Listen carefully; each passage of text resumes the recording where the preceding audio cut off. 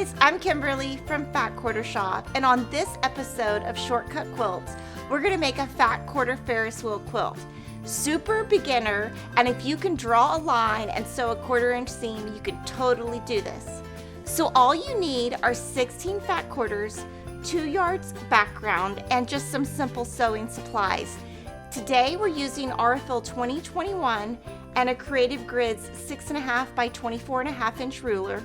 We're using Northern Lights by Annie Brady from Moda, and you can download the free pattern at Fat Quarter Shop. And the free pattern has multiple size options. So let's get sewing. You're going to take all of your fat quarters and we're going to cut 6 rectangles that are 4 3/4 by 9 inches on all the fat quarters. And you'll follow your pattern. You're going to label some A and some B. But right now I'm just going to show you how you would cut your fat quarter. So the first thing I would do is make sure it's ironed, nice and flat, no wrinkles. And on the right side of the fat quarter, I'm just going to trim an edge off. And that gives me my straight line. Then I will rotate. And I'm going to cut 4 3/4. So I'm going to use a Creative Grids ruler. And I really like Creative Grids because you can really see the lines, and I'm just going to put the 4 3/4 line on the ruler. Make sure it's aligned at the top and the bottom so you get something really nice and straight. The more careful you are when you are cutting, the more accurate your quilt will come out. So that's the first strip. I'm going to do 3 of these. And if you wanted to, you could layer 2 or 3 fat quarters, maybe 4 together, and cut those at a time. I wouldn't go over 4 fat quarters, but it's really up to your personal preference what you want to do. And then you will have this left over. You can just set this aside and use this for another project. You could do scrappy binding with it, lots of things. You can just set it aside, but we're not going to use it in this quilt. So normally I wouldn't stack and recut, but these pieces are really big, so I can. If it's a small piece, I would definitely not do this. So I've got all 3 lined up. I'm going to trim one side to get a straight edge, making sure to get all of your salvage off. And you'll notice that in salvage you have little dots. You want to make sure that always comes off. Here we're going to rotate without trying to move the fabric out of order. And then we're going to take our Creative Grids ruler and we're going to put it on the 9-inch line right here. And when you're lining up, you want to make sure you're lined up on the left and the top. And you're going to cut. And then here I would move this one out of the way so that you don't move this one.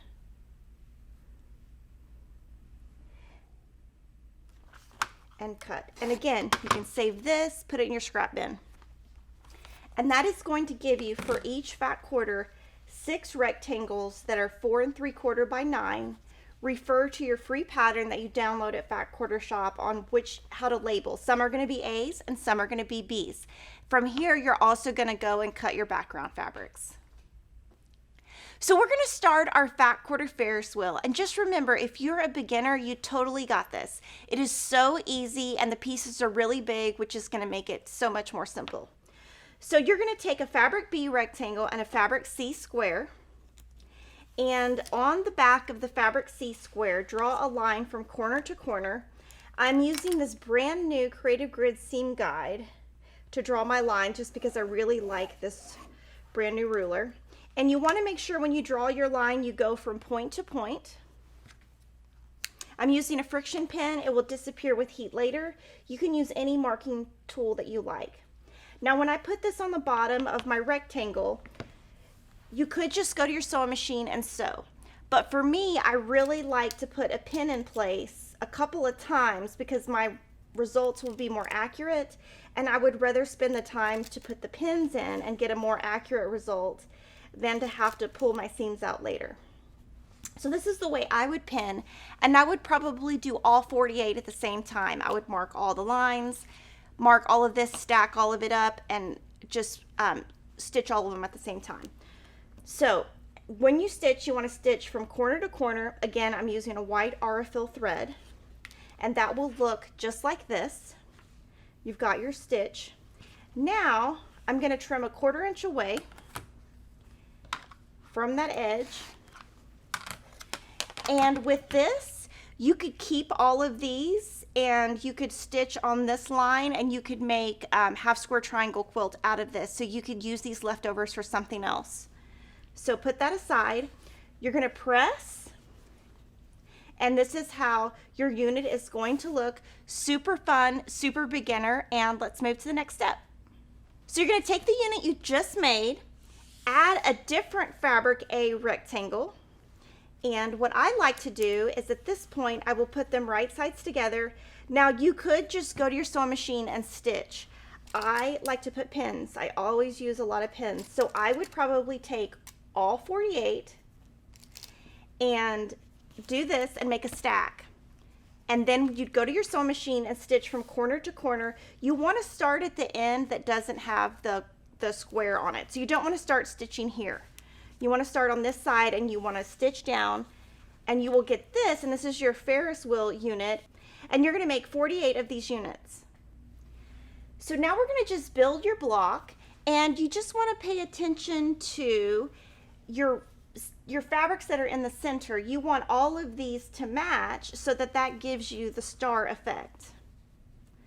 And it's going to also create some little pinwheels in the corners. So you'll just compare this to your pattern, make sure it looks really good, and then the way that I would sew this together is I would stitch down here, press according to the pattern, and then I would stitch this last seam, and you're going to make 12 Ferris wheel blocks, and they look just like this. To assemble the quilt, it's very simple. You're going to make 4 rows that each have 3 blocks. Sew your rows together and then sew your rows into columns, and you've got your quilt. Then you will add your side borders, press, and then your top and bottom borders. So what fat quarter bundle are you going to use to make your Ferris wheel quilt? Comment below and let me know, and I'll see you next time.